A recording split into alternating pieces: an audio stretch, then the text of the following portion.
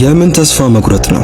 በጭራሽ ተስፋ የመቁረጥ ስሜት ውስጥ እንዳትገባ፣ ብዙ ጉዞዎች ይቀረዋል። ስለዚህ ገና ከጅምሮ አትስነፍ፣ ጠንከር በል። ይህ ስሜት ሲሰማ እነዚህን ሁለት ነገሮች አስታውስ። 1. ቤተሰቦች ስኬትህን ማየት ይፈልጋሉ። 2. ጠላቶች ስኬትህን ማየት አለባቸው።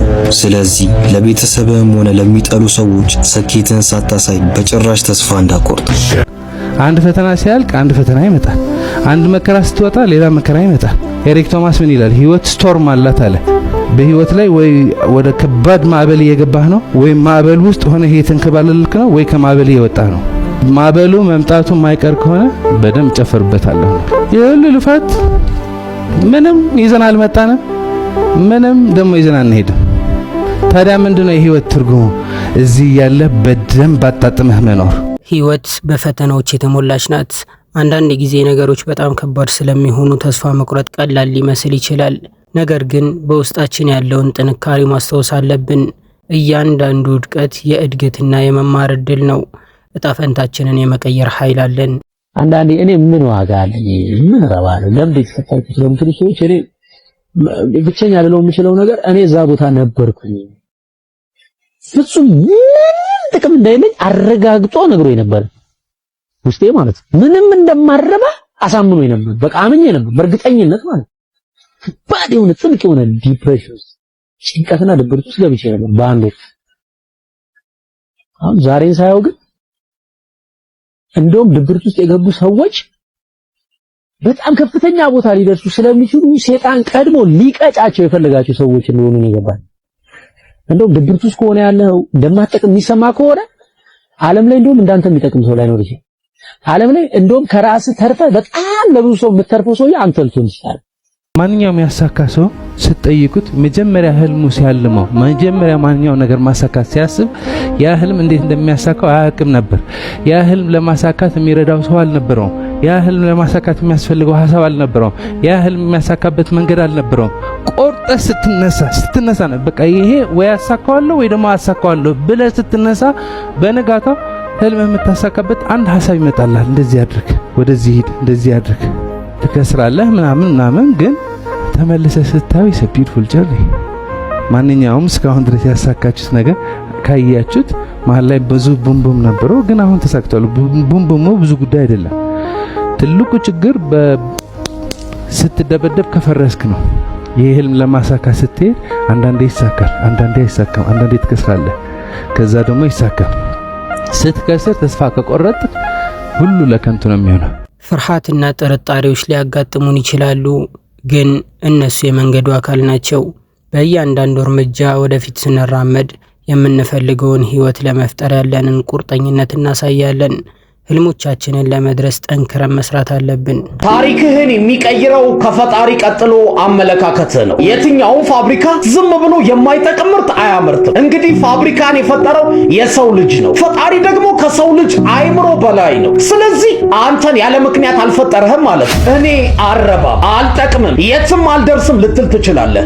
ግን ፈጣሪ ከንቱ የሚሆን ምርት የለውም። ተስፋ መቁረጥ ባንተ አያምርም። ማዘን፣ መከፋት ባንተ አያምርም። ህይወት እኮ አጭር ናት። እንኳን ለማዘን ለመደሰት አትበቃ። ወዳጄ ስሜትህን ቀይረው። አንተ ደስተኛ ስትሆን ዓለም አብራ ትስቃለች። ትልቅ ጥፋት ቅድም ምላችሁ ትልቅ ጥፋት ተስፋ መቁረጥ። ሁላችሁም እዚህ ያላችሁ ሰዎች ለመስራት ለማደግ ትሞክራላችሁ። ተስፋ አትቁረጡ። አንድ ቀን አለ። እልህ ያያዛችሁ ግን አሸናፊ ናችሁ። ተስፋ ከቆረጣችሁ ግን መጥፎ ነው። ሁሉም የደረሰበት ደረጃ ትደርሳላችሁ። አይደረስም ብላችሁ አታስቡ። ይደረሳል። የማይደረስበት ምንም ምክንያት የለው። ስለዚህ ማንም ሰው ተስፋ መቁረጥ የለበትም። አንድ ዓመት መጥፎ ዓመት ይሆናል፣ ሁለተኛው ዓመት መጥፎ ዓመት ይሆናል። አዋይ ሶስተኛው ዓመትን ለምን አልሞክረውም ብሎ መሄድ ያስፈልጋል። ይሄ እኔ ንግድ ነግጄ እምቢ ብሎኛል፣ ንግድ ስነግድ እምቢ ስላለኝ ማቋረጥ አለብኝ ብሎ ማሰብ አለበት? የለበትም። ይሄኛውን ይነግዳል፣ አልሆነለትም። ይሄን ይነግዳል፣ አልሆነለትም። ሌላውን መነገድ አለበት። ስለዚህ ተስፋ መቁረጥ የሚባል ነገር ሁላችሁ ጋር እንዳይገባ። ሁላችሁም ከሰራችሁ ሀብትና ንብረት ታፈራላችሁ። ስኬት በሩን እስከሚከፍት ድረስ በር ማንኳኳት፣ መውደቅና መነሳት አለብን። ራስህን ደግፍ፣ ከስህተቶችህ ተማርና በጭራሽ ተስፋም እንዳትቆርጥ። ስላላህ አትኩራ፣ ስለሌላህ አትዘን። ጊዜ ከፍ ዝቅ ሊያደርግ ይችላል። ስለዚህ በማግኘት ውስጥ ማጣትን፣ በማጣት ውስጥ ማግኘት እንዳለ አትርሳ። የዛሬ ፈተና ለነገ ህይወትህ ታሪክ ሊሆን ይችላል። የዛሬ ደስታህም እስከ መጨረሻው ላይ ዘልቅ ይችላል። ስለዚህ ብታገኝም ብታጣም ሙሉ ጤንነት ሰጥቶ የሚያኖርህ አምላክን አትርሳ። አስተውላችሁት ከሆነ አብዛኛውን ጊዜ ልክ በቃ ላይፋችንን ለመቀየር ወደ እግዚአብሔር ትንሽ ጠጋ ለማለት ስንሞክር፣ ትንሽ ጥረት ስናሳይ በቃ ዘሞመንት ያን ነገር ስናደርግ የሆነ የሚገፋን ከባድ ኃይል አለ የሚፈታተን። በቃ ነገሮች ድብልቅልቃቸው ይወጣሉ ምናምን ኤቭሪቲንግ ተርንስ አፕሳይድ ዳውን። ይሄ ቪዲዮ የምሰራላችሁ የሆነ እኔ ኤክስፒሪየንስ ያደረጉት ነገር ስለሆነ ነው እንጂ ላይክ የሆነ የተለየ ነገር ለመስበክ ምናምን ነገር አይደለም።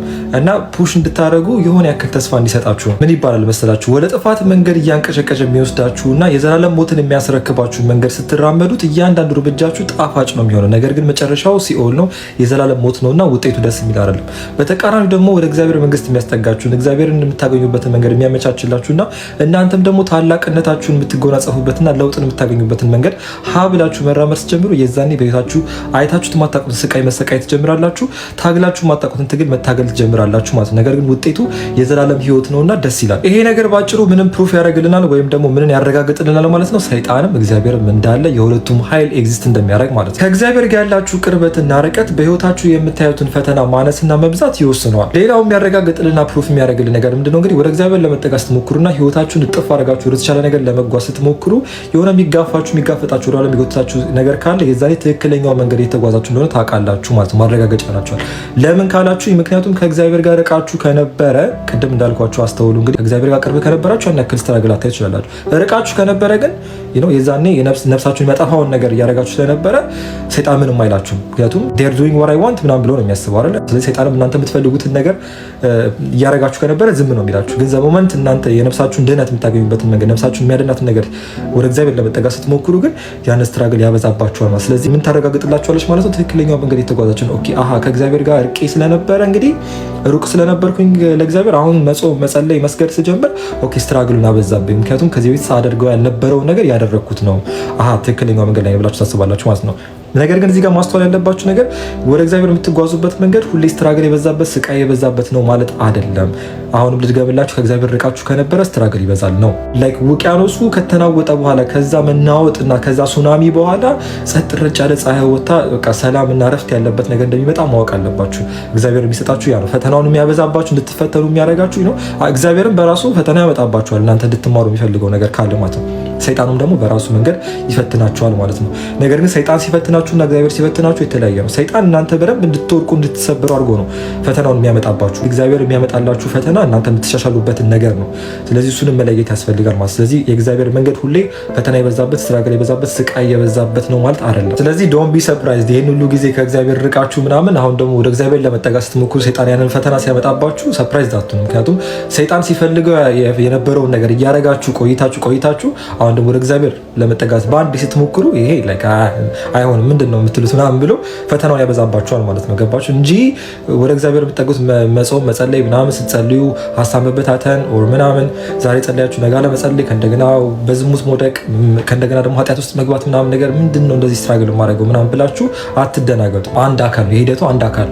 ስለዚህ ጠንክሩ፣ በርቱ። የለም እንደ ሞቲቬሽን እንዲሆናችሁ ነው ማለት ነው። እኔም ስቲል ላይክ እዛ ፕሮሰስ ላይ ነው ያለሁት። ጀስት ኖቲስ ስላደረኩት ነው ፓተርኑ ኖቲስ ስላደረኩት እናንተም እንድታውቁት ብዬ ነው። ከባድ እንቅፋት ሲያጋጥምህ ወይም ግቦችህ ላይ ለመድረስ ስትታገል በድፍረት መጋፈጥ አለብህ። ለራስህ ታማኝ ሁን፣ ታገል። የቱንም ያህል ከባድ ቢመስልህም የምትወደውን ህይወት መፍጠር ትችላለህ።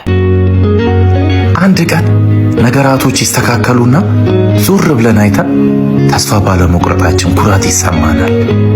ወዳችኋለሁ። ላንተ ከቤተሰብህ በላይ ከእናት ከአባትህ በላይ የሚያስብም ነገ ሰው ቢዞርብህ ዓለም ቢጨልም ሰው እንዳለ ቢጠላ ምን ብትሆን ከእናት ከአባትህ ታስረህ እንኳን በቃ ገባ ሰው ትልቁ ትምህርት ቤት አለው እስር ቤት ስትታሰር ነው ማን እንዳለ የምታውቀው። ደባል ስታጣ ነው ደባል እጅ ሲጎል ብቻህን ስትቀር ያኔ ብዙ ነገሮችን የምታውቀው። ያለፉ ስህተቶችህ እጣ ፈንታህን አይወስኑትም።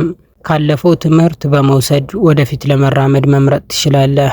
በእያንዳንዱ አዲስ ቀን አዲስ የመጀመር እድል ታገኛለህ። ወንድ ልጅ መቼ መሰራ ወንድ መሆን የሚጀምረው? እድሜው ትንሽ የሚሆን ትልቅ አጠቃላይ ቤተሰቤ ላይ ያለውን የድህነት ሰንሰለት የምበጣጥሰው እኔ ነኝ ብሎ ጦርነቱን ሲጀምር ነው። በህይወት ጉዞ ላይ ማርፈድ አስፈላጊ አይደለም፣ ግን በድንገት በማወቅም ሆነ ባለማወቅ ብታረፍድ እንኳን የተሸነፍክ ያህል ስሜት አይሰማ። ምክንያቱም ብታረፍድም ለመጨረስ መነሳትን በማሰብ መጓዝ ይኖርብሃል። አስተውል፣ ስታረፍድ የተወሰኑ ነገሮችን ልትቀጣ ትችላለህ፣ ግን ደግሞ የተሸነፍክ መስሎ ከቆምክ ሙሉ በሙሉ ታጣለህ። ማርፈድ መሸነፍ አይደለም። በምንም ተአምር ወደ ኋላ ለመመለስና ለማቆም እንዳታስብ። አሁን ባለህበት ቦታ ላይ ማተኮርና ወደፊት መሄድ አለብህ። በራስህ እመንና በድፍረት ተመላለስ። አስታውስ፣ ተስፋ መቁረጥ ሁልጊዜም የመጨረሻው መፍትሄ አይደለም። ይልቁንም ጥንካሬን የምታገኝበትና ወደ አዲስ አቅጣጫ የምትሄድበት እድል ነው። ፈጽሞ ተስፋ እንዳትቆርጥ። ለቻናላችን አዲስ ከሆናችሁና እንደዚህ አይነት ቪዲዮ እንዲደርሳችሁ ከፈለጋችሁ ሰብስክራይብ ማድረጋችሁ እንዳትረሱ።